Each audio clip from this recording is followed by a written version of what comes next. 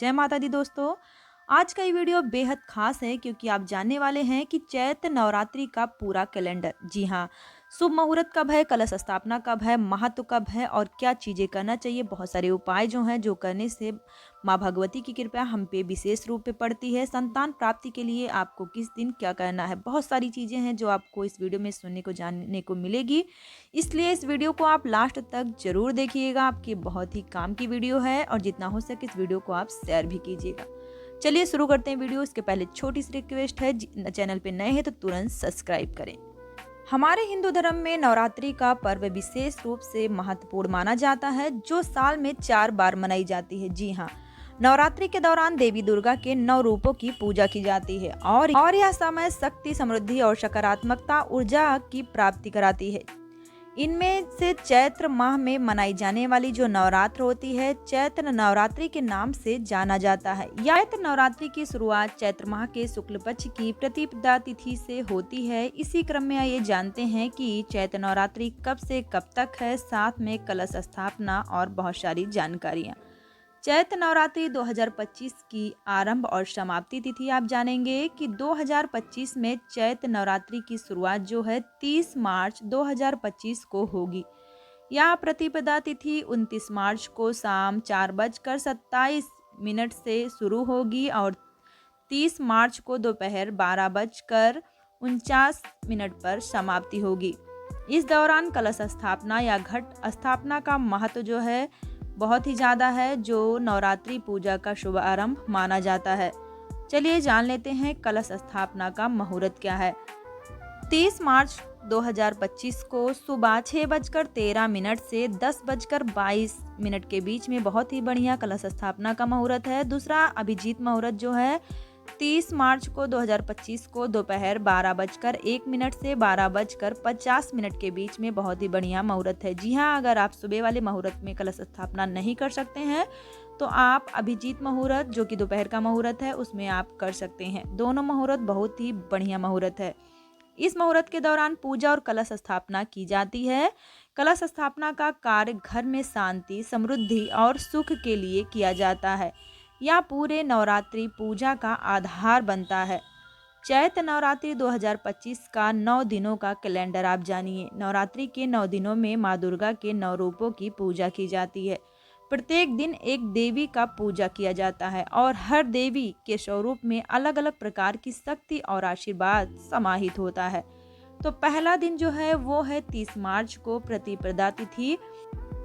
नवरात्रि का पहला दिन है जो 30 मार्च को है, माँ शैलपुत्री की पूजा की जाएगी और 31 मार्च को माँ ब्रह्मचारिणी की, 1 अप्रैल को माँ चंद्रघंटा की और 2 अप्रैल को माँ कुष्मांडा की, 3 अप्रैल को माँ स्कंद माता की और 4 अप्रैल को माँ कात्यायनी की, 5 अप्रैल को माँ कालरात्रि की और 6 अप्रैल को माँ महागौरी की, 7 अप्रैल को माँ सिद्धिदात्री की। ऐसे करके 9 दिन पूरा बीतता है और 9 माताओं की पूजा होती है और सभी माताएं हमें अलग अलग प्रकार की वरदान देती हैं।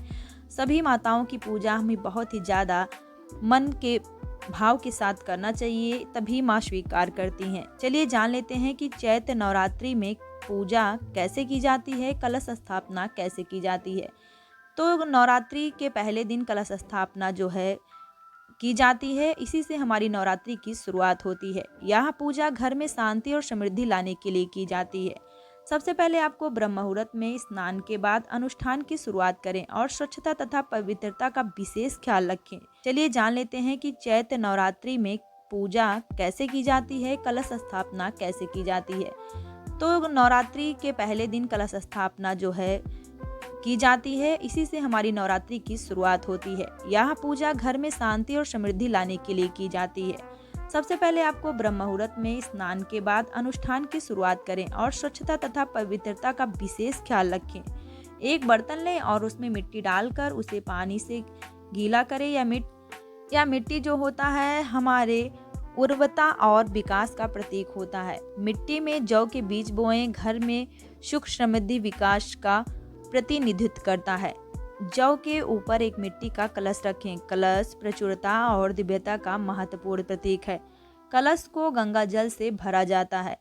कलश के जल में सुपारी, सिक्का, फूल चीजें डाली जाती हैं। कलश के ऊपर एक मिट्टी का कटोरा रखें जिसे अक्षत यानी कि जो चावल है वो खंडित नहीं होना चाहिए, उससे भरा जाता है। और कलश के सामने देवी की प्रतिमा जरूर स्थापित करें।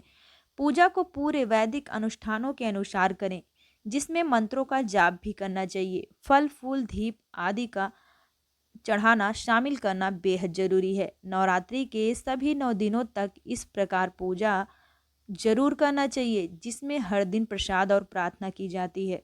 नवरात्रि के 9वें दिन रामनवमी का पर्व मनाया जाता है। यह दिन विशेष रूप से भगवान राम की पूजा के लिए और इस नवरात्रि का समापन के लिए मनाया जाता है।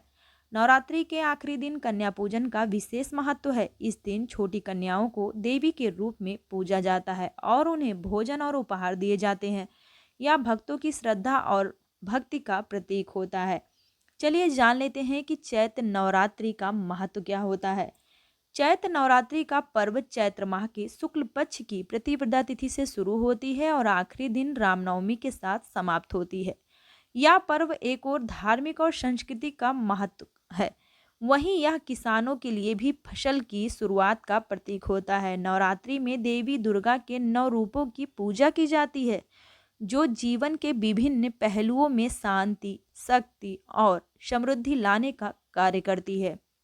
इन 9 दिनों में विशेष ध्यान और साधना से भक्त अपने जीवन में सकारात्मकता बदलाव महसूस करते हैं और अपने घर में एक अलग ही पॉजिटिव एनर्जी को महसूस करते हैं। जो भी कामनाएं होती हैं उनको अपने माँ, जिन्होंने हमें जन्म दिया है, जो माँ भगवती हैं, उनके समक्ष हमें जरूर रखना चाहिए।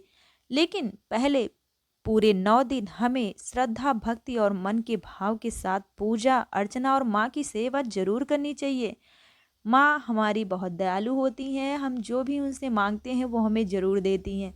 लेकिन हमारे अंदर उनके लिए विश्वास होना चाहिए कि जो भी हैं माँ ही हैं हमारी, सब कुछ वही है, सब कुछ देने वाली वही हैं और सब कुछ करने वाली वही हैं।